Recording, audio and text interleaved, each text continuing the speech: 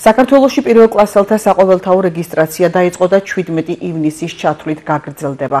მშობლებს ან კანონიერ წარმომადგენლებს ბავშვების დარეგისტრირება განათლების მართვის საინფორმაციო სისტემის ოფიციალურ ვებგვერდზე შეუძლიათ.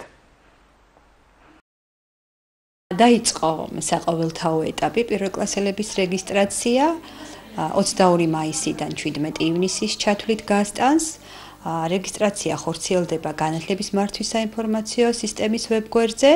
ყველა მშობელს, რომელსაც სურვილი აქვს, რომ მისმა შვილმა ისწავლოს პირველ კლასში, შეუძლია რომ თვითონვე დაარეგისტრიროს მისი შვილი, თავისი შვილი.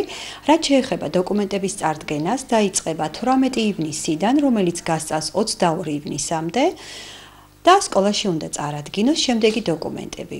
განცხადება რომ სურს მისმა შვილმა ისწავლოს იმ კონკრეტულ სკოლაში, ბავშვის დაბადების მოწმობის ასლი, თავისი რა თქმა უნდა პირადობის ასლი და ასეთის არსებობის შემთხვევაში ბინადრობის დამადასტურებელი დოკუმენტი, საცხოვრობს და თუ უცხოურ ენაზე აქვს ბავშვს ან თვითონ დაბადების მოწმობა ან პირადობის ასლი, ნათარგმნი ქართულად.